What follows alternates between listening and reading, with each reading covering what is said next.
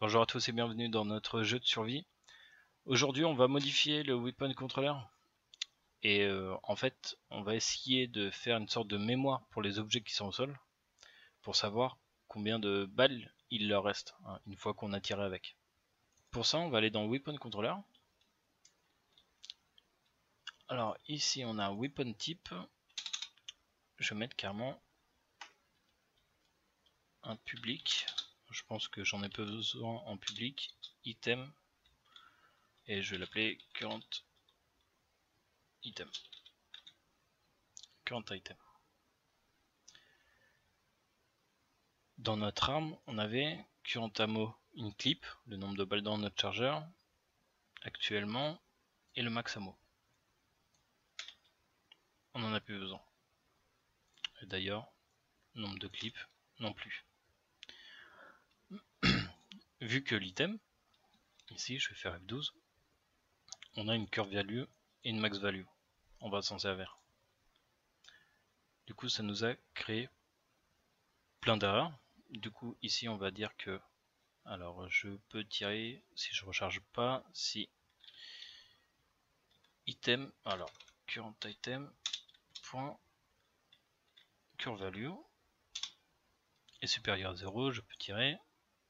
Ici ça va être pareil, current item point curve value. Là c'est si c'est un gun point curve value. Ici je peux recharger que si mon nombre de clips était supérieur à 0. Ça on va le commenter parce que du coup le rechargement fera en fonction des balles qu'il y a dans l'inventaire. Shot, ce qu'on va faire c'est que on va enlever une balle de curve value tout simplement, et ça c'est le reload. Pareil, là on va carrément tout commenter. On le fera plus tard, le reload.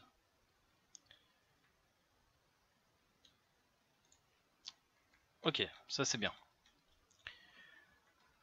Une fois qu'on a tiré, on prend l'item, le current item de l'arme, on tire, on enlève des balles dedans, dans l'item, enfin on réduit curve value. Du coup, il va aussi falloir une référence de l'item dans les préfabs au sol. Alors, je ne vais pas créer un script pour ça, on a déjà Interact Object. Du coup, ici, je vais mettre un item public item, en fait, qui va récupérer les infos de l'arme. Current item. Alors ça pose pas de problème si current item est nul ici.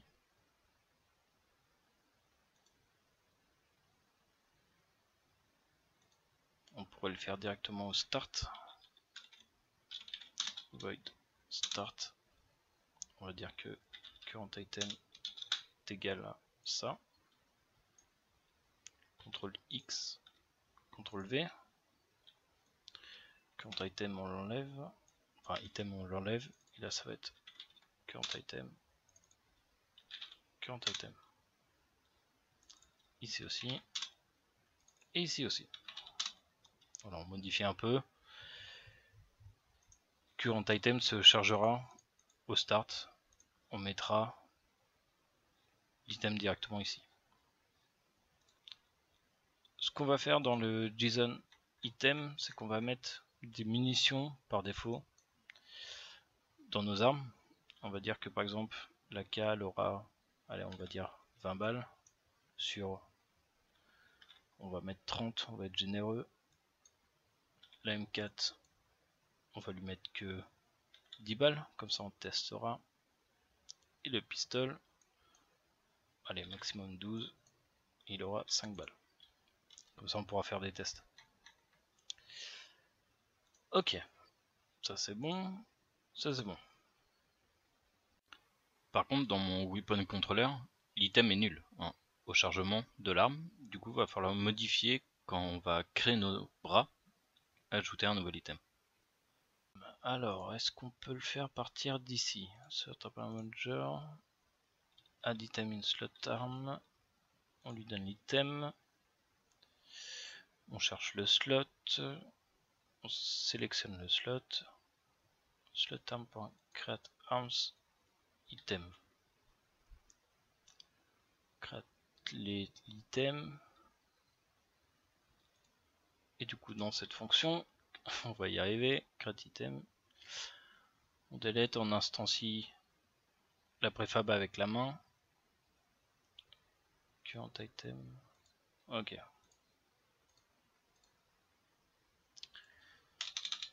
Ici, on pourrait checker par exemple si Geo, la préfab du bras,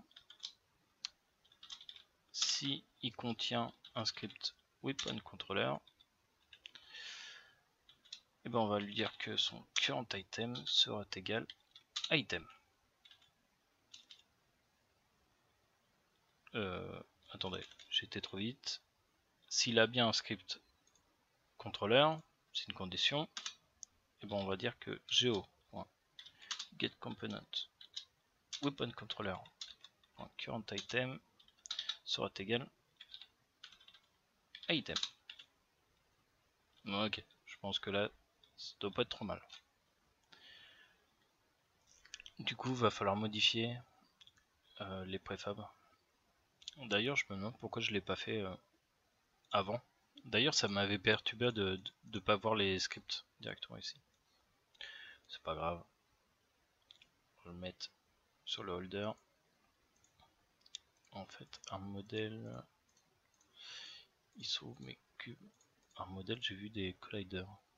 T'as pas besoin de collider toi? Weapon. Ok. Ok, je sais ce que je vais faire. Je vais changer juste ma condition dans le script.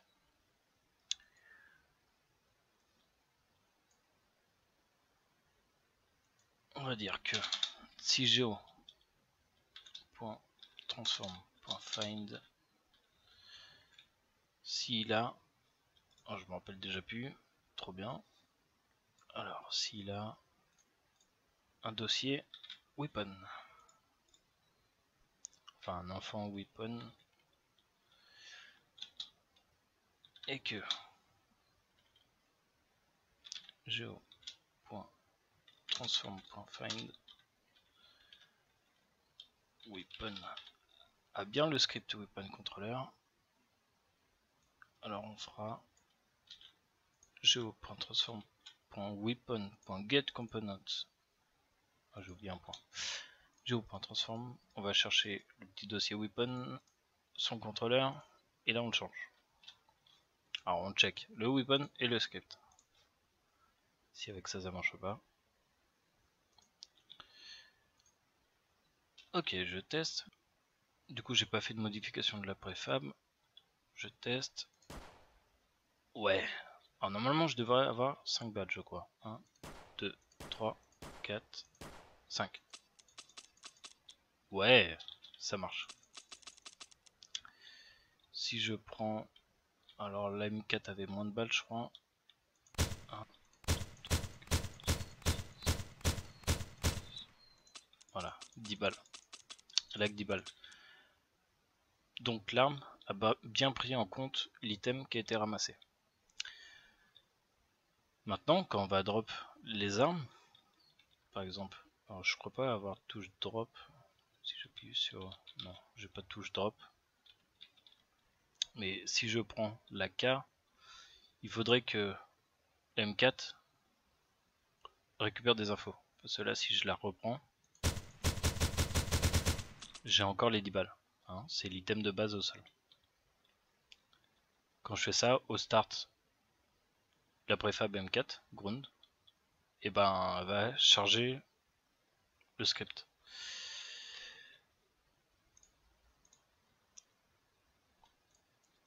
Du coup, quand je drop les armes au sol, on va prendre ça. Il est instancié. Et après, Alors, il va falloir une référence. Géo est égal à l'instance. Les préfabs, ils ont un script interact object. Du coup, on va supprimer ça. Géo. Point get component. Alors, si l'objet du sol contient bien interact object, un script interact object, et bon on va faire geo.getComponent interact object .current item, pareil il est en public, sera égal à current item. L'item on court dans le slow.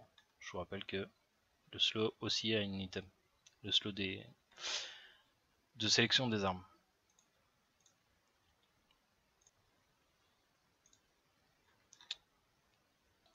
Il faudra faire une condition en disant, c'est au début du jeu, l'item est nul. Du coup, on va dire si current item est nul, est égal à nul, on charge un nouveau item par rapport à l'item JSON. Sinon, on le garde. Et voilà. Je pense que c'est bon. Je crois qu'il y avait juste ça à faire.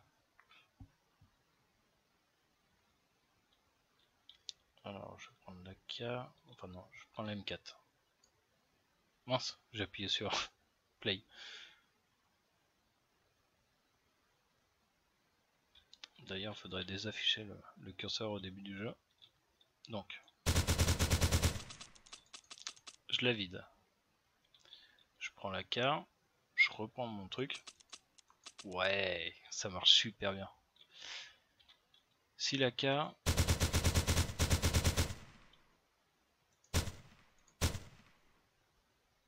Ok.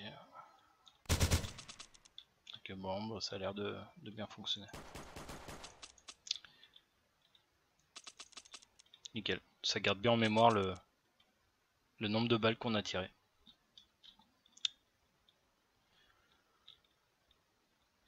Ça fonctionne. Bon, c'était pas évident, c'est surtout des conditions à faire. On va prendre une pomme pour se féliciter de ce qu'on a fait. Maintenant, il va falloir faire le chargement de l'arme. Pour ça, on va aller sur Weapon Controller. Ici, GetKitten R. Donc, là, on va juste lancer notre fonction Reload. Reload qui lance une coroutine. Timer Reload qui est là. Et là, on va recharger. Donc, tac, tac, tac. Alors, pour recharger, ce qui serait bien, c'est d'avoir des balles dans notre inventaire. Bon, bah, je vais créer les munitions, la boîte de munitions. Alors, c'était simple box pack. Alors, vous pouvez télécharger dans l'asset store. Je vais créer ma box des armes, ma préfab au sol. Je vais le faire hors caméra. Donc voilà, j'ai créé 3 boîtes de munitions, 9 mm, 5,56, 7,62, avec les boîtes. Hein. Je les ai créées là, 3 préfabs différentes. J'ai du coup mis des icônes, bon, je les ai pris de PUBG. Les icônes de PUBG pour les 3 types de munitions. J'ai aussi fait du coup item JSON. Alors, ammo 9 mm, voilà, tout simplement. Atout, j'ai mis inventory. J'ai pas mis d'attribut pour le moment. On le fera peut-être plus tard. Item type ammo. Hein, dans l'inventory, il y avait bien ammo. On l'avait déjà ajouté. Curve value. Puis bah là, j'ai mis des valeurs hein, à chaque fois. Ok. Et j'ai fait ça. J'en ai créé 3 items.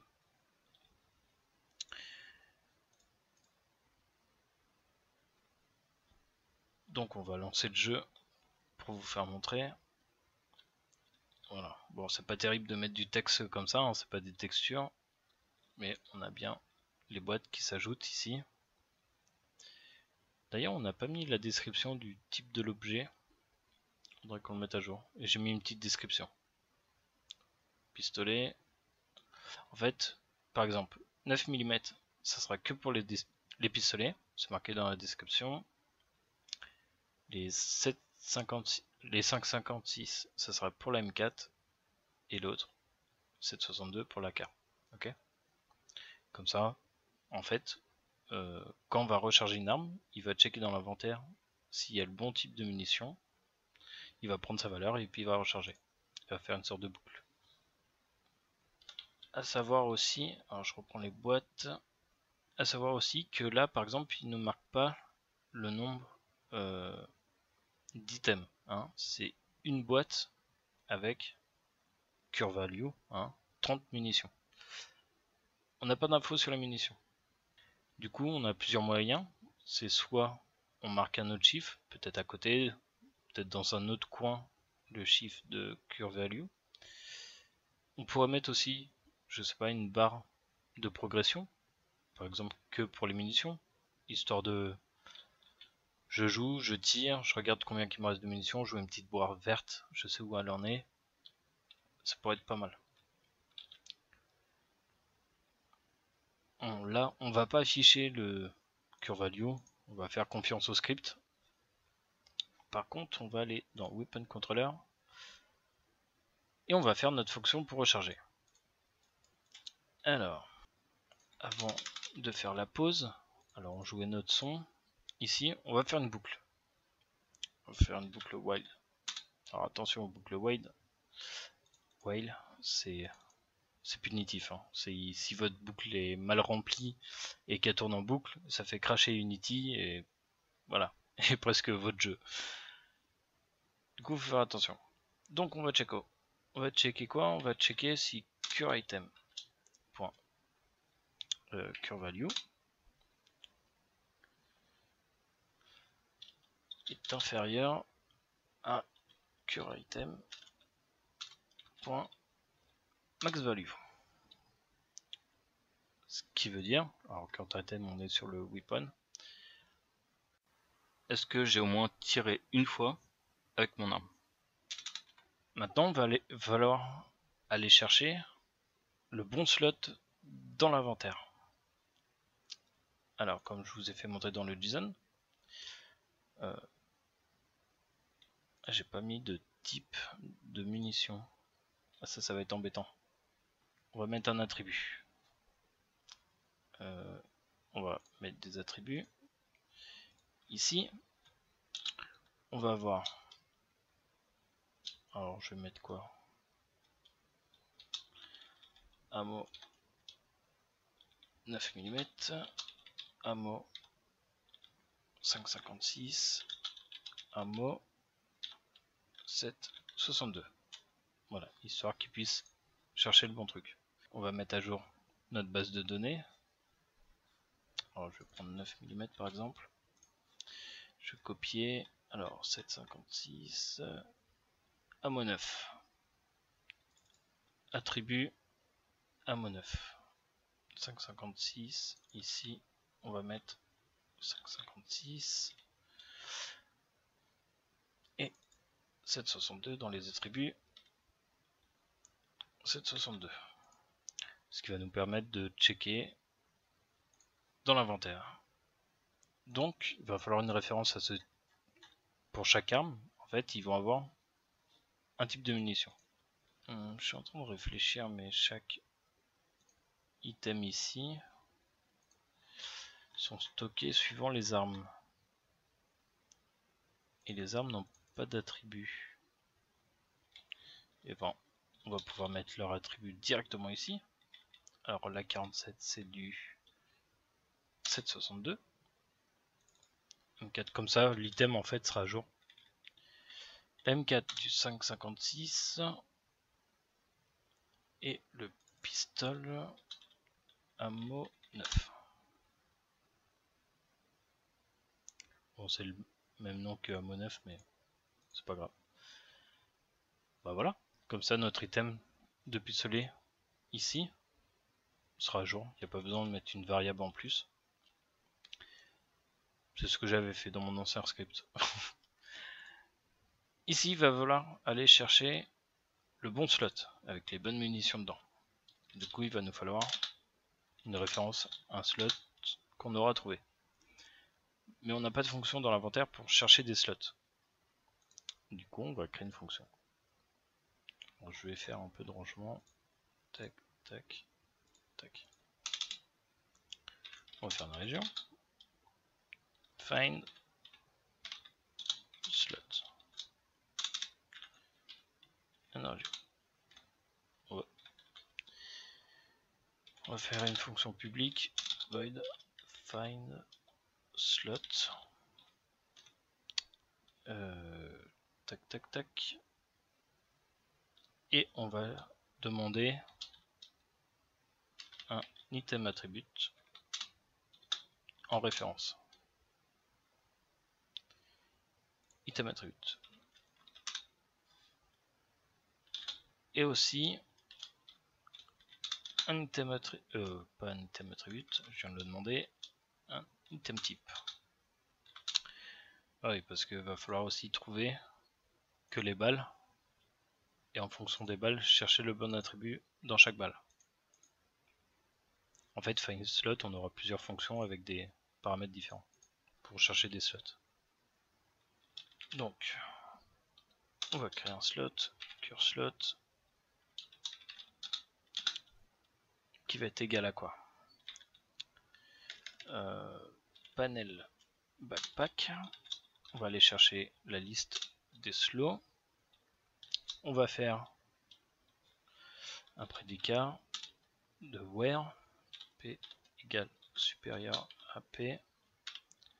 On va chercher le premier slot en fait qui correspond. Qui correspondra à quoi? À un slot qui a le current item item attribute. Alors déjà item, on va aller dans le bon sens. Item type qui soit égal à item type, notre variable qu'on a demandé là-haut. Et aussi que p.currentItem.item attribute du slot soit égal à item attribute ici, item attribute. Et on veut first or default. Le premier ou les autres, ou tous les slots. Donc, ici on va return curSlot. Et là, c'est un slot qu'on voulait ici. On va retourner un slot. D'ailleurs, là je crée une variable slot. Au final, je pourrais tout mettre dans le retour. C'est ce qu'on va faire.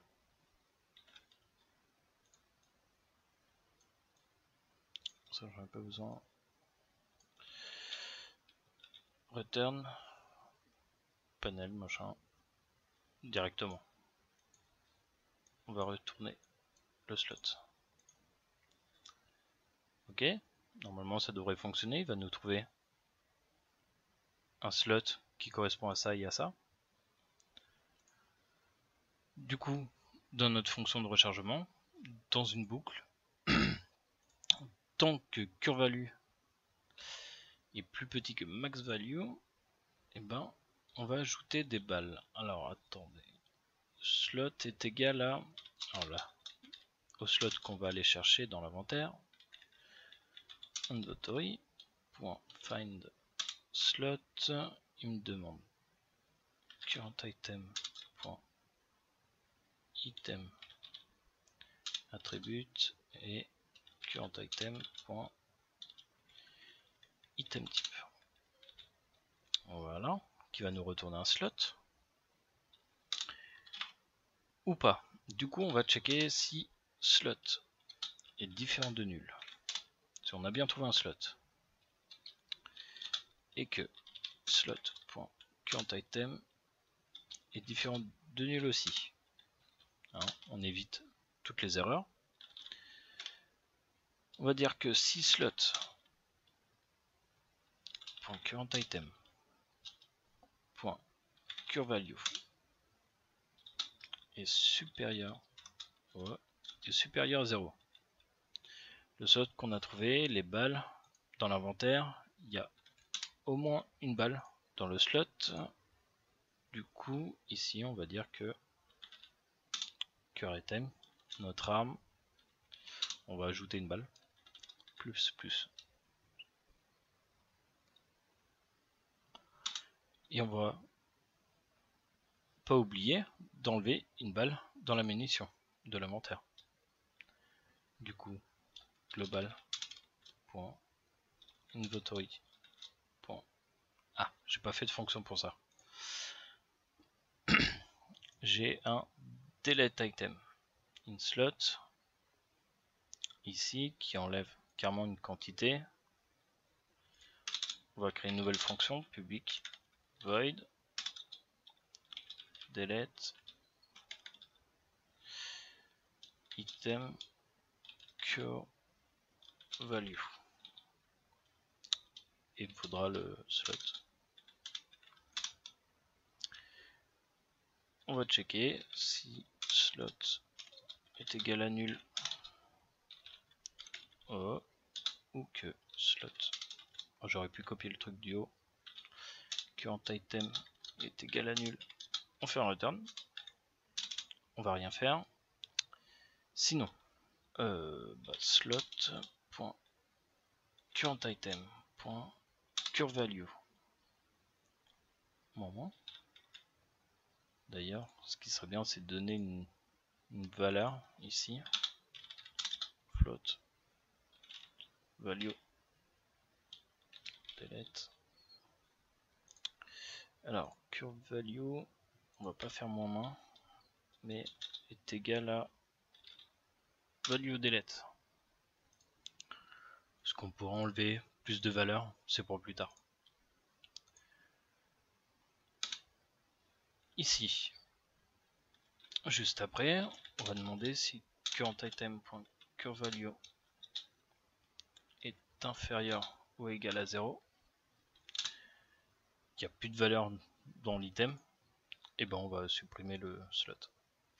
Slot.changeItem nul.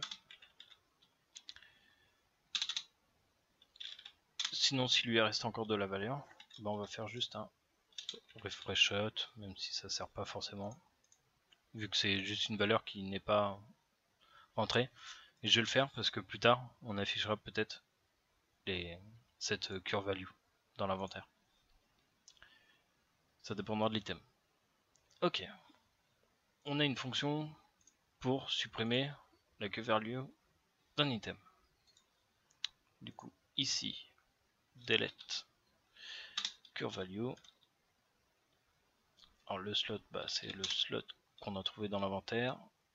Et on va l'enlever 1. Juste une balle.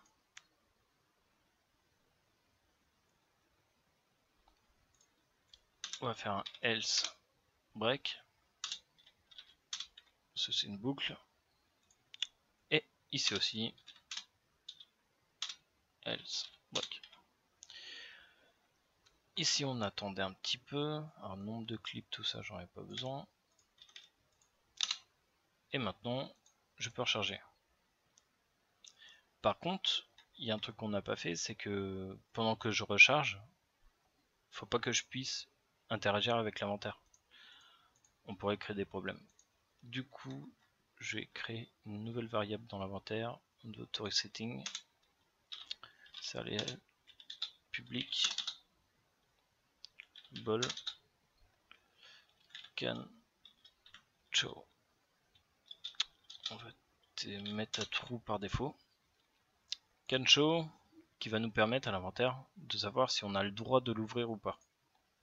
Du coup, show inventory. Ici, on va simplement dire si can show est égal à false. Non, on va inverser. False, on fera un return. On ne voudra pas afficher l'inventaire. Ici, pendant que je recharge, je veux pas qu'on puisse ouvrir l'inventaire. Du coup, global inventory can show est égal à false. Et à la fin, je vais faire un copier-coller. CTRL C, CTRL V est égal à true. On aurait pu mettre isoloading, c'est pareil. Après plusieurs tests, maintenant je vais régler quelques petits problèmes qu'il y a dans le script. Et il veut pas parce que j'ai oublié un truc.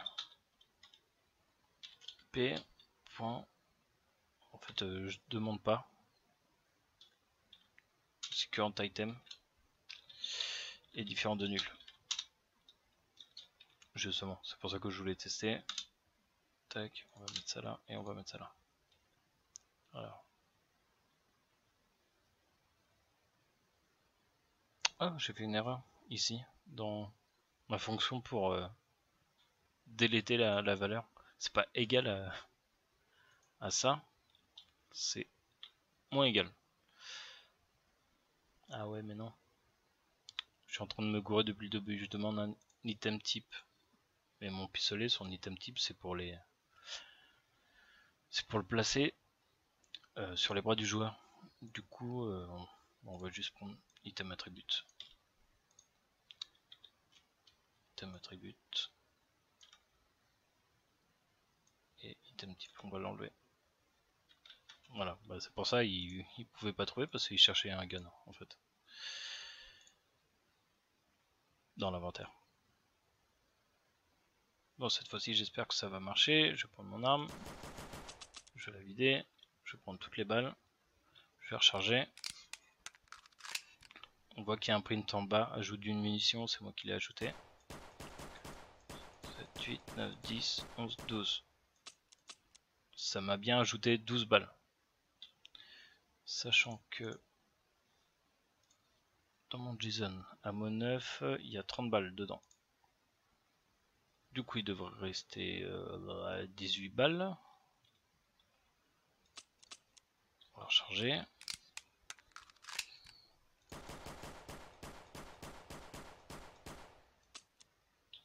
Ok, moins 12 devrait rester 6 balles ici.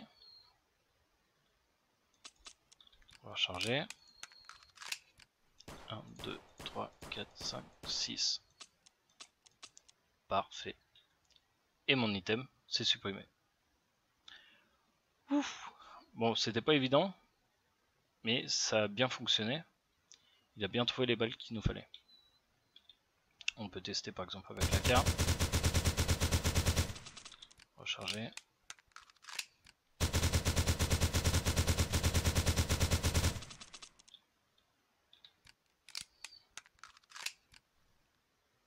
Voilà, il a supprimé l'item. Parfait, ça fonctionne. Bon bah c'est bon, ça fonctionne. J'avais un peu peur, parce que c'est vrai qu'avec les boucles, c'est pas évident. Mais au moins on ajoute une balle par une balle. Et on évite pas mal d'erreurs. Et comme ça, l'arme fonctionne beaucoup mieux comme ça. Bon bah maintenant pour tirer, il faudra trouver des balles dans le jeu. Au moins ça fonctionne. On peut mettre différents types de munitions pour différentes armes. Et c'est ça qui est pas mal, c'est qu'on peut vraiment optimiser votre jeu de plein de manières différentes avec ce système là. Et du coup dans le prochain épisode, ce qui serait bien c'est que dans l'inventaire, alors il est où mon conversion inventory, il est là, ça je vais supprimer, je vois mon inventaire, et que dans les slots ici par exemple pour les balles, quand on aura des munitions, d'avoir peut-être une barre, une barre de valeur, savoir où est-ce qu'on en est dans l'item quand on peut pas afficher la quantité. Et d'ailleurs faudrait dire aussi au script, bon là on a juste une boîte pour chaque type, mais que les boîtes ne puissent pas s'ajouter les unes sur les autres. Parce que là si je prends deux boîtes de 9 mm, et ben ils vont s'ajouter. Il y aura 2 items et là il y aura un problème. Du coup, il faudra mettre en place un système pour que les munitions ne puissent pas s'ajouter les unes sur les autres. C'est ce qu'on fera dans le prochain épisode. Sur ce, je vous dis à la prochaine. J'espère que l'épisode vous a plu. Amusez-vous bien sur Unity. Ciao tout le monde.